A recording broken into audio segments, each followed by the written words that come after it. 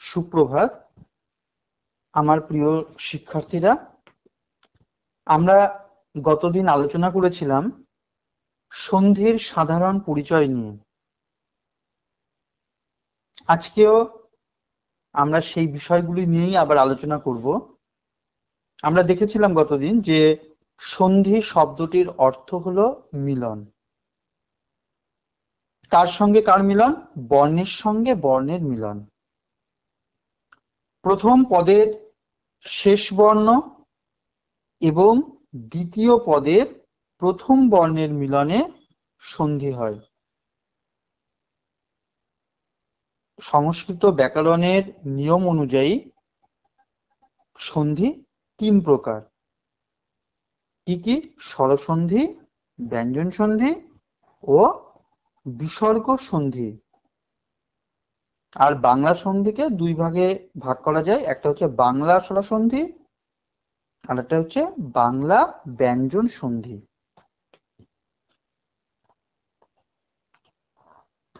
যে নিয়মে সন্ধি হয় তাকে সন্ধির সূত্র বলা হয়। আমাদের পাঠ্য শুধু স্বরসন্ধি, তাই শুধু স্বরসন্ধি নিয়েই আজকে আমাদের আলোচনার কিছুটা অংশ করব, পুরোটা আজকে হয়তো হবে না।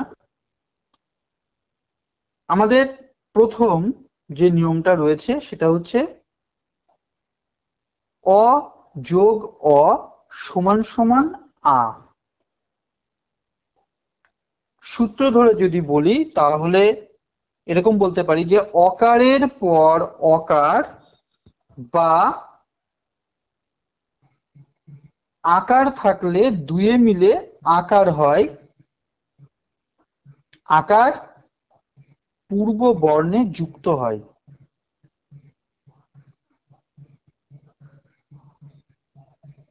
নর যোগ অধম সমান সমান নরাধম।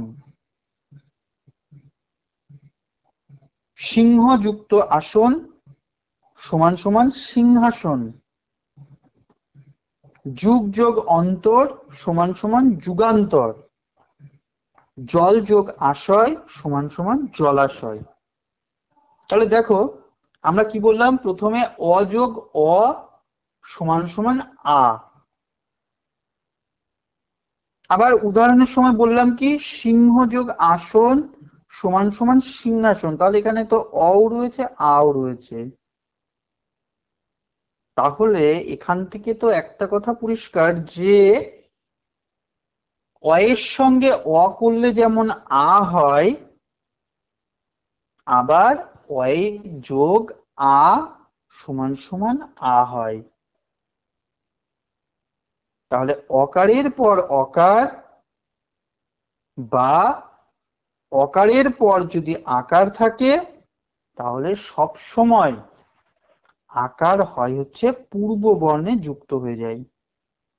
এখন যে উদাহরণগুলো বললাম সেগুলো হচ্ছে অ যোগ অ সমান সমান আ, আবার অ যোগ আ সমান সমান হচ্ছে আ। ঠিক একইভাবে আ যোগ অ সমান সমান আ হবে, আবার আ যোগ আ সমান সমান আ হবে। তাহলে এবার যদি সূত্র আকারে যদি বলি তাহলে কি বলবো, যে আকারের পর অকার অথবা আকারের পর আকার থাকলে উভয়ে মিলে আকার হয়। আর সেই আকারটা কি হবে? পূর্ব বর্ণে যুক্ত হবে। ধরো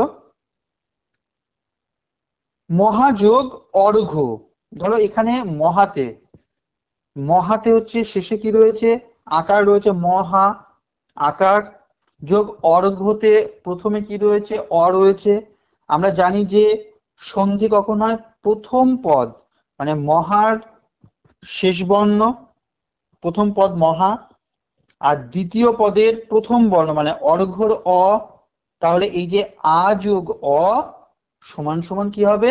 বলেছে যে আগের যে বর্ণ মানে পূর্ব বর্ণে যুক্ত হয়ে যাবে, মানে মহাযোগ অর্ঘ্য, তাহলে সন্ধি করলে কি হচ্ছে, আগের বর্ণ রয়েছে মহা, সেই মহার্ঘ হয়ে যাচ্ছে, অটা হচ্ছে বাদ হয়ে যাচ্ছে। ঠিক একই রকম ভাবে যদি বলি যে মহাযোগ আনন্দ, তাহলে দুটো আকার মিলে কি হয়ে যাচ্ছে, আকারই হচ্ছে মহানন্দ। বা বিদ্যাযোগ অর্জন সমান সমান বিদ্যার্জন, তাহলে প্রথমেরটা হচ্ছে আকার, পরেরটা হচ্ছে অকার, সমান সমান আকার হয়ে যাচ্ছে। ঠিক একইভাবে যদি বলি মহাযোগ আশয় সমান সমান মহাশয়, দুটোই হচ্ছে আকার। তাহলে আমাদের মনে রাখতে হবে যে প্রথম যে পদটা থাকবে তার শেষ বর্ণ, দ্বিতীয় যে পদটা থাকবে তার প্রথম বর্ণ, এই দুটো যখন যুক্ত হবে তখন হচ্ছে পূর্ব বর্ণ, মানে প্রথম বর্ণের যে শেষ বর্ণ যেটা থাকবে সেখানে কিন্তু পরিবর্তনটা হচ্ছে। ঠিক একই রকম ভাবে এইটা তো গেল আহ সন্ধি বিচ্ছেদ থেকে সন্ধি করলাম, এবার সন্ধি যদি দিয়ে দেয় তাহলে বিচ্ছেদ কি করে করব।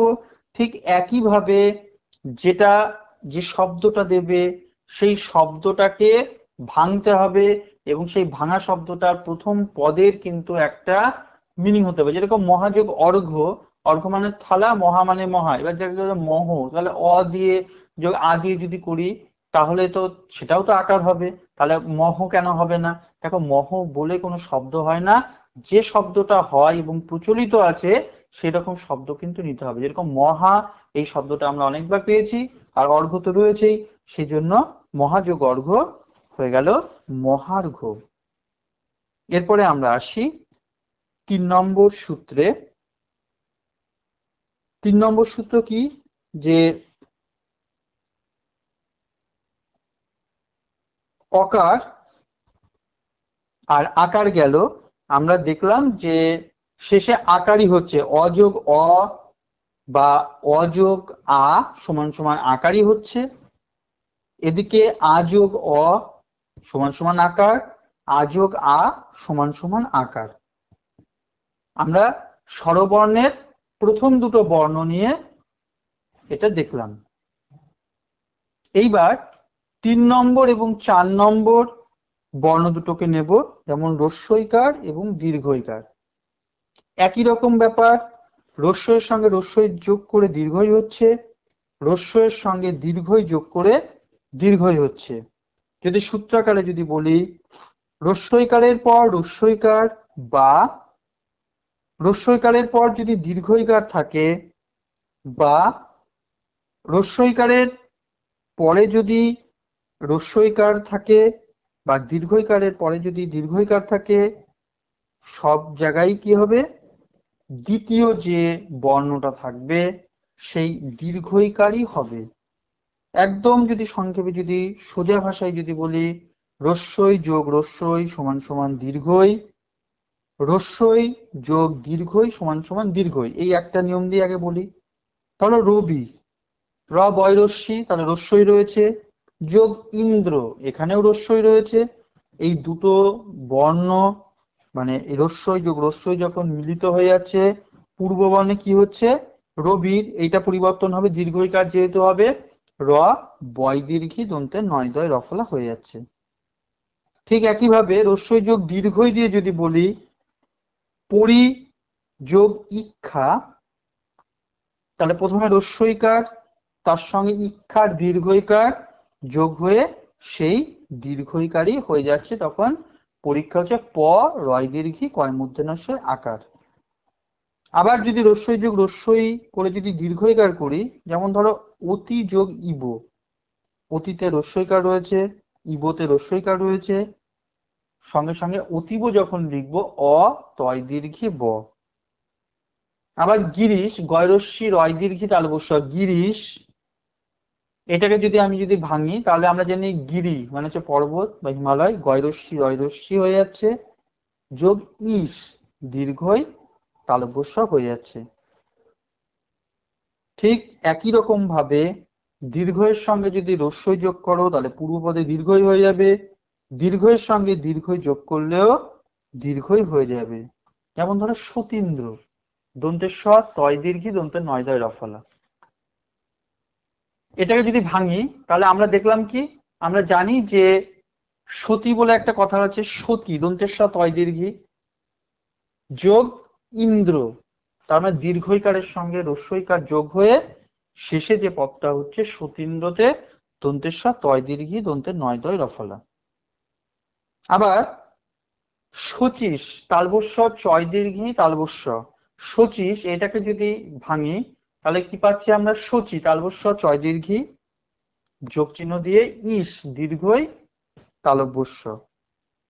হ্যাঁ, এইভাবে কি করতে হবে, দেখো সন্ধি আসবে হচ্ছে দুই রকম ভাবে, একটা হচ্ছে সন্ধি করতে দেবে, আর একটা হচ্ছে সন্ধি যেটা দেবে সেটাকে হচ্ছে বিযুক্ত করতে হবে, একটা সন্ধি করো একটা সন্ধি বিচ্ছেদ করো। তাহলে দেখো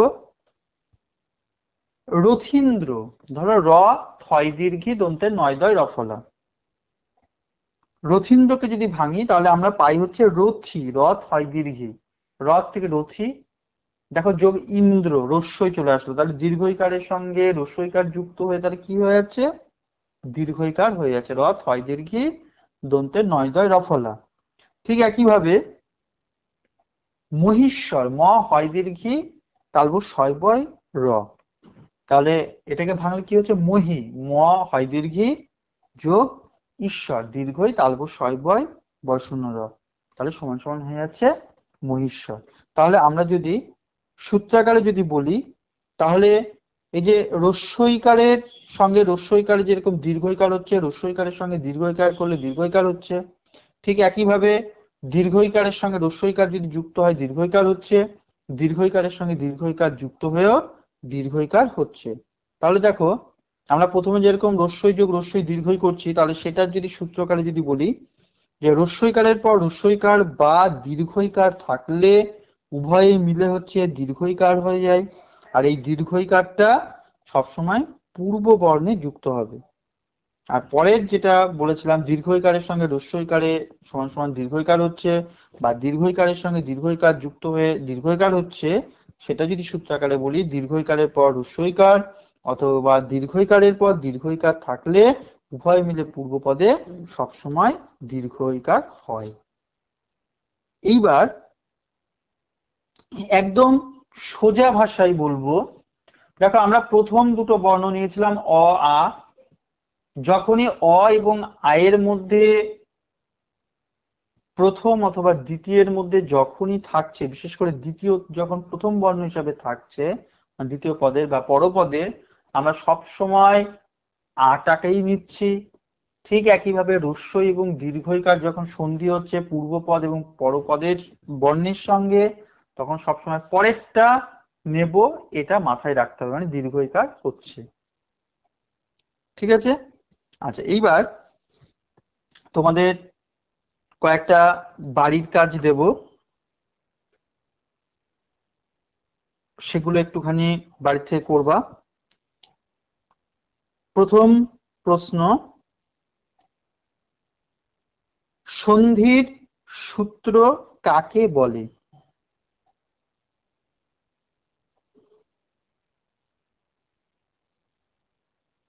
তারপরে প্রশ্ন, সন্ধি করো।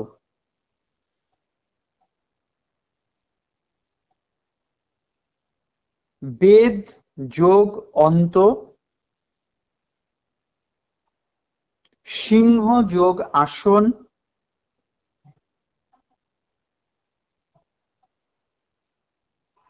যথা যোগ অর্থ, মহা যোগ আকাশ, রবি যোগ ইন্দ্র, পরি যোগ ইক্ষা, মহি যোগ ঈশ্বর,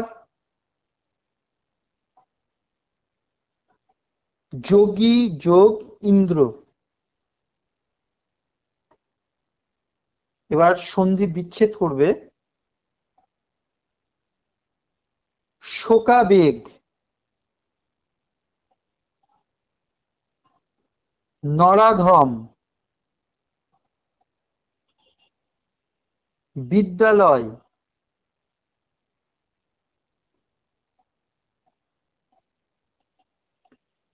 তথাপি, অতীত, প্রতীক্ষা, পয়লা ফলা তয় দীর্ঘী কয় মূর্ধন্য ষ একার, প্রতীক্ষা, অতীত বানান অ তয় দীর্ঘী ত, রথীন্দ্র, র থয় দীর্ঘী দন্তের নয় দয় রফলা, রথীন্দ্র, শ্রীশ, তালবস্য ছয় রফলা দীর্ঘী তালবস্য। এগুলি ব্যাকরণ কপিতে সবাই লিখে ফেলবা, তারিখ দিয়ে বাদিকে হোমওয়ার্ক বলে লিখে। আমরা এই উত্তরগুলো আমাদের ডিসিসি ক্লাসে আমরা আলোচনা করে নেব, তারপরে আমি দেখে দেব। ধন্যবাদ।